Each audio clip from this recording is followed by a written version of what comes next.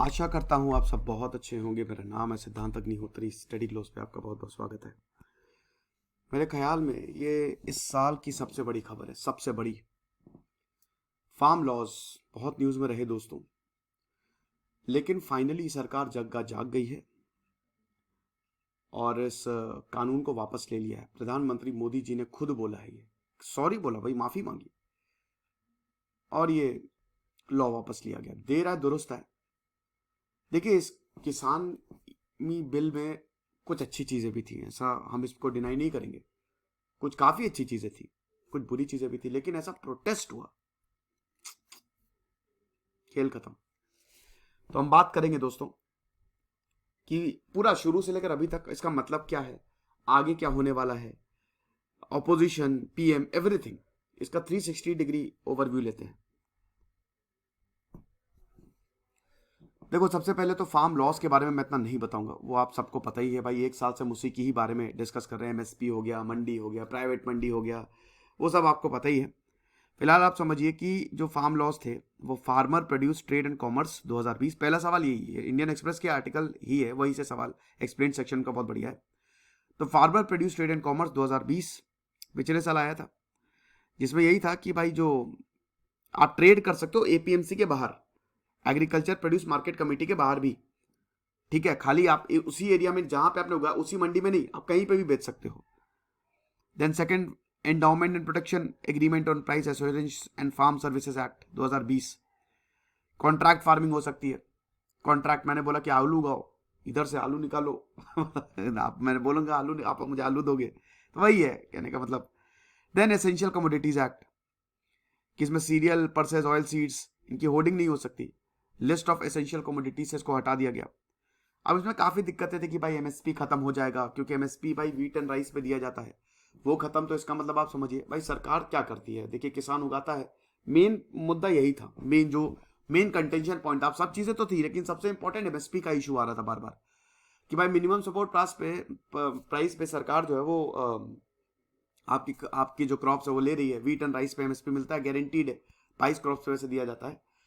तो अब उसमें यही है कि ये आप ये हटा दोगे, आप ये खत्म, ये सरकार हटा देगी। ये अभी नहीं बोल रही, लेकिन ये आगे आने वाले समय में ऐसा होगा। तो वही किसान बोल रहे थे भाई आप लिख दो बस ये, कि आप नहीं हटाओगे। अब सरकार बोल रही थी भाई लिखने की क्या जरूरत, हम नहीं हटाने वाले एमएसपी। एमएसपी हटाने का मतलब ये है कि पंजाब और हरियाणा के किसानों का जबरदस्त घाटा, बहुत ज्यादा, क्योंकि व्हीट एंड राइस में हम सेल्फ सफिशिएंट हो गए। ग्रीन रेवोल्यूशन में व्हीट और राइस पे ही तो फोकस किया था। तो वो सब मैंने कवर किया हुआ है, आप देखिएगा, वो अलग ही एक बहुत लंबा इशू हो जाएगा। वो मैंने 1 घंटे का लेक्चर लिया हुआ है फार्म लॉस में, आप देख लीजिएगा आराम से, ठीक है। तो अब यहां पे क्यों इसको रिपील किया गया है, ये बड़ी बात है। फाइनेंस मिनिस्टर निर्मला सीतारमण ने आत्मनिर्भर भारत के अभियान बहुत बड़ा पार्ट दिया था कोविड-19 में, अच्छा खासा पैसा दिया था। 3 जून 2020 यूनियन कैबिनेट ने ये 3 लॉज को अप्रूव किया, जब कोविड आया हुआ था, पिछले साल की ही बात है। और ये ऑर्डिनेंस था।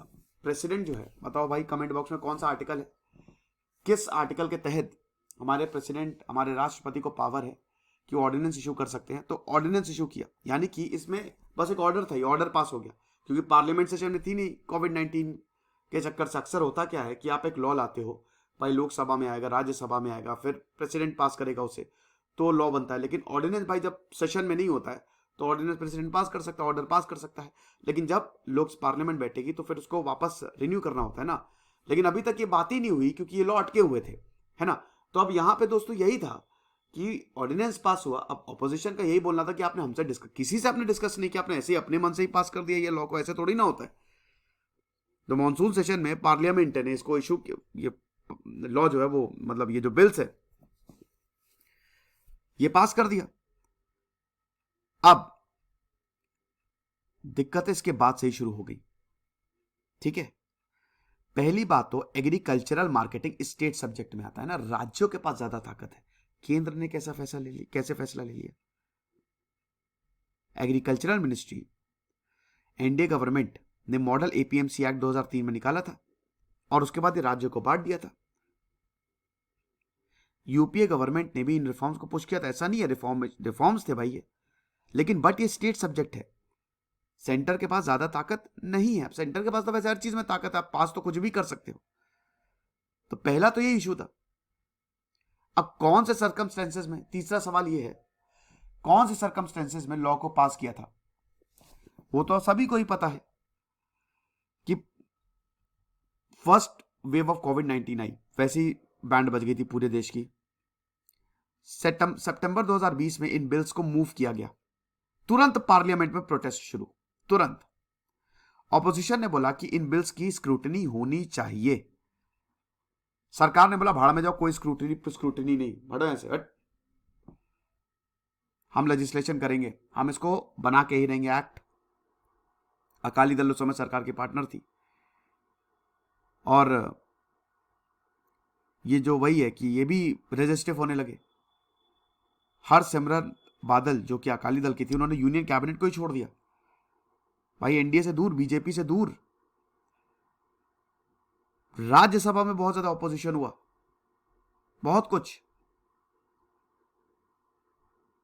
अगला सवाल, बड़ा सवाल, ये सब तो सितंबर तक, जून से लेकर सितंबर तक प्रोटेस्ट हुआ, लॉ आया, प्रोटेस्ट हुआ, मतलब अभी तक तो खाली पॉलिटिशियंस कर रहे हैं, ठीक है, जून से लेकर सितंबर तक, 2020 की बात कर रहा हूं, पिछले साल। लेकिन अब किसान उतरेंगे सड़क पे। तो अगला सवाल कि ये कैसे स्टार्ट हुआ, फार्मर प्रोटेस्ट स्टार्ट कैसे हुए और सेंटर ने कैसे रिएक्ट किया? पंजाब में तो गुस्सा था ही कि भैया ऐसे तो चलेगा नहीं। आप 2020 में गर्मी में लॉ लेके आते हो, उसको पास कर देते हो बिना किसी से डिस्कशन किए हुए, क्या मजाक बना रखा हुआ है? प्रोटेस्ट हुए, सेंटर ने मॉनसून सेशन में बिल को पुश किया। फार्मर्स को यही डर था कि एपीएमसी खत्म हो जाएंगी, एमएसपी खत्म हो जाएगा, आड़तियाज रिप्लेस हो जाएंगे, वीट एंड पैडी का हमको खत्म हो जाएगा, ये प्राइवेट प्लेयर्स के हाथों में चला जाएगा, मंडी प्राइवेट प्लेयर्स, अभी सरकार के पास है प्राइवेट प्लेयर्स, तो हमारी तो बैंड बच जाएगी, तो हम क्या करेंगे? अब हम ये देखते हैं कि 3 नवंबर को, अभी इससे पहले भी प्रोटेस्ट हुए थे, ऐसा नहीं है, लेकिन 3 नवंबर को प्रॉपर प्रोटेस्ट हुए, प्रॉपर, पिछले साल नेशन वाइड लॉकडाउन, पहली बार किसान उतर गए सड़कों पे। पंजाब हरियाणा ने बोला कि दिल्ली चलो मूवमेंट, दिल्ली जाएंगे, दिल्ली पुलिस ने रिजेक्ट कर दी। भाई ये मार्च की बात है जब 3 नवंबर से प्रॉपर प्रोटेस्ट शुरू हुए। किसान जो है वो अब हरियाणा दिल्ली बॉर्डर पे जुटना शुरू हो गए। तो यहां पे रिक्वेस्ट की गई, कोई भी बड़ा आंदोलन करने से पहले आपको अथॉरिटी से रिक्वेस्ट करनी पड़ती है। तो पुलिस ने रिजेक्ट कर दी कि भाई कोविड-19 है, कैसे आ सकते हो आप, गलत हो जाएगा। अब पंजाब जितने भी किसानी यूनियंस थे, farm unions, they all came together. उन्होंने बोला बस बहुत हो गया, एनफ इज एनफ।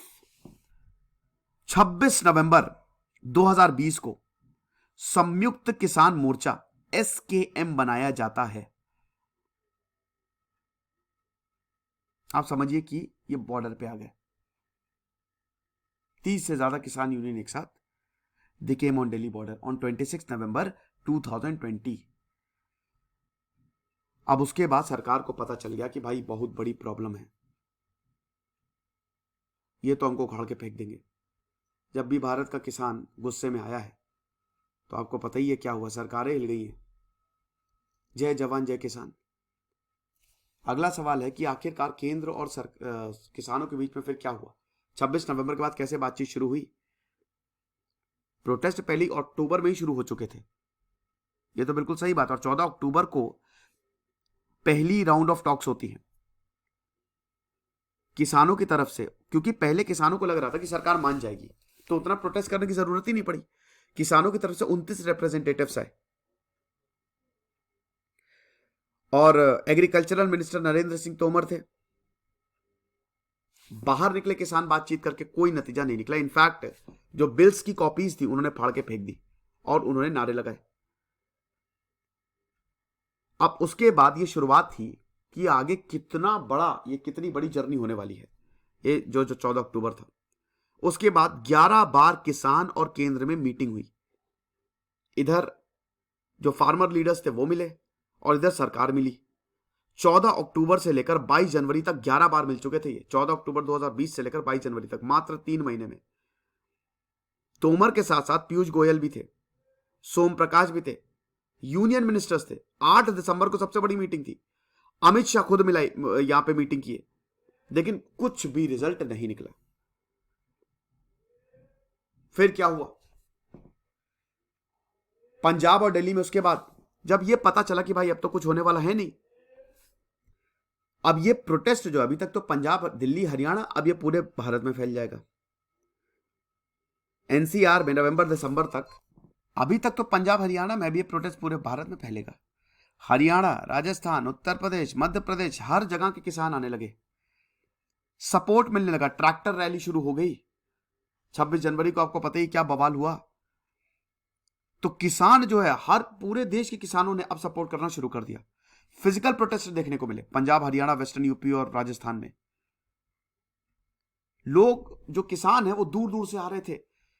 अभी तक दोस्तों, चाहे ठंडी हो, गर्मी हो, बारिश हो, कोई फर्क नहीं है, हम यही डटे रहेंगे, ये चीज है। फिर रेड फोर्ट, रिपब्लिक डे पे जो रेड फोर्ट वाला हिसाब किताब हुआ, बहुत ही बवाल हुआ उस पर, तो कुछ किसानी संगठन पीछे भी हटे, और उसमें फिर एक और बहुत बड़ा लीडर इसमें से उदय हुआ, राकेश टिकैत, BKU लीडर राकेश टिकैत। जब 26 जनवरी के बाद लगा कि किसान अब खत्म, ये प्रोटेस्ट खत्म, और उसके बाद राकेश टिकैत आ गए। उन्होंने दोबारा किसानों को ऑर्गेनाइज कर लिया और एक फ्रेश एनर्जी प्रोटेस्ट में फूंक दी। ऐसा अब उसके बाद प्रैक्टिकलिटी में क्या है, अभी जो 3 लॉज अभी रिपील करने का भी एक प्रोसेस होता है, लेकिन वो एक सेपरेट लेक्चर में मैं कवर कर दूंगा कि लॉज को कैसे रिपील किया जाता है। अभी प्रैक्टिकल टर्म्स में क्या स्टेटस है 3 लॉज का, जब तक रिपील नहीं होता। देखिए, सुप्रीम कोर्ट ने वैसे ही 12 जनवरी को बोल दिया था कि भाई ये लॉ आप लागू नहीं करोगे, तो सुप्रीम कोर्ट में वैसे ही मामला फंसा हुआ। ये लॉ भी आया थोड़ी ना है, ये तो जग जाहिर बात थी यार, ये जाना ही है कोर्ट में, तो कोर्ट में जाएगा ही जाएगा। तो प्रेसिडेंट रामनाथ कोविंद ने बोला था कि सरकार जो है वो डिसीजन को रिस्पेक्ट करती है। जब ज्वाइंट सिटिंग, आपको पता है कि प्रेसिडेंट हमेशा जब भी डेडलॉक क्रिएट होता है या जब पहला सेशन होता है, तो वो प्रेसिडेंट एड्रेस करता है ना पार्लियामेंट को, ज्वाइंट सिटिंग। तो बजट सेशन के स्टार्ट में बोल दिया था कि भाई जो फैसला आया है यहाँ पे, जो कोर्ट ने स्टे मारा है, तो हम उसकी रिस्पेक्ट करते हैं। अब आप समझिए कि अब 221 दिन हो चुके हैं, 5 जून 2020, और अभी तो ये जब ऑर्डिनेंस प्रोमलगेट किए करे गए थे 12 जनवरी 2021 को, तो सुप्रीम कोर्ट ने इनका इंप्लीमेंटेशन स्टे कर दिया। अब तब से लॉ सस्पेंडेड है, यानी कि लॉ अभी लागू ही नहीं हुए, तो सरकार अभी पुराने लॉ पे ही चल रही है। तो अब जब लॉ डॉर्मेंट ऑलरेडी है, तो पीएम ने क्यों अनाउंस किया, अगली बात। तो भाई, क्योंकि अब देखिए, प्रधानमंत्री अनाउंस करते चाहे ना करते, वैसे भी कोई इंपैक्ट नहीं होने वाला था, क्योंकि लॉ ऑलरेडी सस्पेंडेड है। हाँ, यह जरूर बात है कि अब सरकार को कुछ रिलीफ मिलने वाली है विंटर सेशन, क्योंकि जो देखिए उत्तर प्रदेश में अगले 5 सालों में, सॉरी 5 साल क्या, अगले साल 5 राज्यों में इलेक्शंस होने वाले हैं। अब उसमें सबसे इंपॉर्टेंट है उत्तर प्रदेश और पंजाब। यूपी का इलेक्शन देश का सबसे बड़ा इलेक्शन होता है। 404 विधानसभा सीटें हैं, 80 लोकसभा सीटें हैं। लोकसभा की तो इलेक्शन अभी 2024 में होंगे, लेकिन भाई 404 विधानसभा सीटें हैं, आप समझ रहे हो। तो सबसे ज्यादा सीटें यूपी की, और सबसे बड़ा इलेक्शन होता है यूपी का। और वेस्टर्न यूपी में किसानों का, अभी आपने देखा वो जो, अरे वो तेनी का जो इंसिडेंट हुआ, किसानों के ऊपर गाड़ी चढ़ा दी, उसमें भी बहुत ज्यादा रोष। तो भाई सरकार, ये थोड़ा पॉलिटिकल भी है, सरकार इसमें ज्यादा रिस्क नहीं ले सकती थी। लेकिन 1 साल के बाद एकदम से सरकार ने ऐसा क्यों किया? देखिए, प्राइम प्रधानमंत्री ने बोला कि गुरु नानक जयंती थी कल, और हमने अनाउंसमेंट किया है, और हमने सिख कम्युनिटी को, हम उनकी रिस्पेक्ट करते हैं, लेकिन it's a concession to Sikh community, क्योंकि पंजाब पूरा किसानी प्रदेश है, आपको पता ही है। पंजाब हरियाणा पूरा किसानी प्रदेश है, इनफैक्ट वेस्टर्न यूपी भी। बहुत सारे सिख प्रोटेस्टर्स थे, इनकी सरकार चली जाती भाई। पंजाब में इलेक्शंस, वैसे ही कांग्रेस की है सरकार, और पंजाब में इलेक्शंस होते तो बीजेपी 1 सीट नहीं जीत पाती। आप, मैं बता रहा हूं, 1 सीट क्या मतलब, बहुत बुरा परफॉर्मेंस रहता, बहुत ही ज्यादा बुरा। तो ये सबको बात पता थी, क्योंकि मेजॉरिटी सिख प्रोटेस्टर्स हैं, यहां पे डटे हुए हैं। पंजाब, उत्तर प्रदेश, उत्तराखंड में इलेक्शंस आने वाले भाई, और अपोजिशंस को पता था कि जितना ज्यादा ये इसको लेट करेंगे, भाई वैसे भी लॉ तो सस्पेंडेड ही है, लॉ तो वैसे भी लागू नहीं हुए हैं, लेकिन ऑपोजिशन को ये पता था कि भाई इस पे घेरेंगे हम, क्योंकि भाई किसान तो अभी भी वहां पे बॉर्डर पे डटे हुए हैं। और उत्तर प्रदेश सरकार अगर वहां पे इलेक्शन हारे तो समझ लीजिए पूरा देश ही हार गए। यूपी की आबो हवा तय करती है, यूपी का इलेक्शन तय करता है कि भाई हवा किस साइड है। तो ये सरकार को पता था, तो बीजेपी का ये मास्टर स्ट्रोक है पीएम मोदी का। पॉलिटिकली कैसे ये बीजेपी और पीएम को इंपैक्ट करेगा, देखिए एक ये तो है कि अब भयंकर पॉलिटिक्स होने वाली है। आप समझ लीजिए कि ये इलेक्शन तक चलेगा, ये पूरा इलेक्शन तक चलेगा। अब ये सरकार ने जो वापस किया है, प्रधानमंत्री ने ऑफिशियली अनाउंस किया, तो ये सरकार ने पहली बार, अब यही बोला जाएगा कि इन्होंने गलती मान ली अपनी, कि सरकार गलत थे। प्राइवेटाइजेशन मोनेटाइजेशन मेजर्स तो लिए ना, लेकिन सरकार को एक्सपोज कर दिया। प्रोटेस्ट करोगे, डेमोक्रेसी जीती है ना, प्रोटेस्ट करोगे तो आप जीतोगे। ये जीत डेमोक्रेसी की एक तरीके से, अरे प्रधानमंत्री मोदी को भी पता है। तो एक तो सरकार ने अपनी गलती मान ली, समझिए। ये दूसरा रोल बैक है। पहला लैंड एक्विजिशन का था 2015 में, तो लैंड एक्विजिशन में इतना बवाल हो रहा था, तब सरकार ने पीछे हटे थे। और इस बार लगा ही था, शुरुआत में लग ही रहा था सब कुछ खत्म, लेकिन नहीं होता खत्म भाई, नहीं होता खत्म। यही तो this is the power of democracy. China में होता तो सरकार के लटका देते, लेकिन भारत में डेमोक्रेसी है, और इसीलिए डेमोक्रेसी इज वेरी इंपॉर्टेंट, कि आपका हक कोई आपसे नहीं छीन सकता। तो अब ये 1 साल लग गए रियलाइज करने में। अब सरकार, देखिए मोदी ने तो वापस ले लिया है, पीएम मोदी जी ने, लेकिन अब ऑपोजिशन इसी पे ही घेरेगी। ये 1 साल लग गए, इतना ज्यादा बवाल किया, इतने लोगों को परेशान किया, अरे भाई वापस लेना था तो पहले ही ले लेते। ये चीज है। अब मोदी जी बोल रहे थे कि भाई ये तो इन इंटरेस्ट ऑफ द फार्मर्स के लिए हमने इसको रिपील किया है, नेशनल इंटरेस्ट के लिए रिपील किया है, लेकिन एक बैलेंस दिखा पीएम मोदी की स्पीच में। हालांकि एक अच्छी बात यह है कि अगर आप ओपोजिशन की भी बात करें, वो पॉलिटिक्स तो चलती रहेगी। हर किसी ने इसका स्वागत किया है, हर किसी ने, एवरीवन, कि यार बहुत अच्छी बात है आपने ये लॉ रिपील किए एंड वी रिस्पेक्ट दैट। अरे बहुत अच्छी है। किसानी संगठन ने भी इसका स्वागत किया है कि भाई चलो देर है दुरुस्त है। लेकिन अब कोई opposition party they can not claim credit. Credit जो है वो किसानों को जाता है। किसान के प्रेशर में आके, ऑपोजिशन तो है ही नहीं दोस्तों, ऑपोजिशन तो भूल जाइए, ऑपोजिशन कुछ नहीं, वो नाम का ही है खाली। एक्चुअली में ऑपोजिशन मर गया है, और अगर ऐसे ही रहा तो 2024 में भी बहुत मुश्किल रहेगा इनके लिए। मैंने एक बहुत अच्छा लेक्चर बनाया था, आप देखिएगा, पॉलिटिकल था, क्या पीएम मोदी को वाकई में हरा पाएंगे 2024 में। तो यहां पे जो क्रेडिट है वो फार्मर्स, वो किसान के पास गया है पूरा का पूरा, जिन्होंने तीनों मौसम देखे भाई, सर्दियों में भी डटे रहे, गर्मियों में भी डटे रहे, और बारिश में भी डटे रहे। जिस गर्मी में हम निकलते नहीं हैं, बारिश में हम छाता लेके निकलते हैं, डर लगता है, वहां पे किसान डटे रहे। तो ये जो क्रेडिट है ये इन्हीं को ही जाता है। तो ऑपोजिशन को कोई खास इंपैक्ट पड़ेगा नहीं, क्योंकि ऑपोजिशन ने कोई खास इसमें दबाव भी नहीं डाला, भूल भी गए थे सब कोई। ये चीज है, ऑपोजिशन पार्टी ने सपोर्ट दिया था, ऐसा बात नहीं, किसानों को सपोर्ट किया था। राहुल गांधी, ममता बनर्जी, सपोर्ट दिया, लेकिन इतना ज्यादा नहीं रहा, वो ऑन एंड ऑफ चलता रहा। ये चीज है। अब ये डिसीजन कितना इंपॉर्टेंट है असेंबली इलेक्शंस के लिए, बहुत इंपॉर्टेंट है। बीजेपी को इसका फायदा मिलेगा और बीजेपी इसका फायदा उठाएगी। अभी जो प्रोटेस्ट चल रहे हैं, बाकी गवर्नमेंट डिसीजन क्या उसको भी इंपैक्ट करेगा ये। देखिए land acquisition law, 3 farm laws, ये सबसे इंपॉर्टेंट एग्जांपल हैं। फिर सीएए का भी प्रोटेस्ट है, वो तो पैंडेमिक की वजह से उसको कॉल्ड ऑफ किया गया। आर्टिकल 370 का प्रोटेस्ट है। लेकिन इसमें ज्यादा देखिए, यहां पे बात होती है कि क्या पॉलिटिकल सेंटिमेंट्स, क्या लोग आपके साथ हैं। 370 पे लोग सरकार के साथ हैं, बिल्कुल साथ हैं, तो उस पर सच कोई, सीएए में भी काफी लोग सपोर्ट कर, लेकिन फार्म लॉज पे लोग सपोर्ट नहीं कर रहे थे।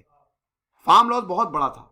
ये फार्म प्रोटेस्ट जो हुए, इसमें काफी लोग आ गए थे, तो एसकेएम ने, अब वही है कि फाइनल एसकेएम ने क्या भाई, संयुक्त किसान मोर्चा ने इसको वेलकम किया और बोले, यही बोला कि हम यही उम्मीद करते हैं कि जो सरकार है वो उसे सीखे और सोच समझ के अनाउंस करें, लेकिन हम इसका स्वागत करते हैं और जो भी डेवलपमेंट हो रहा है हम उसको देखेंगे, अगली मीटिंग में देखेंगे।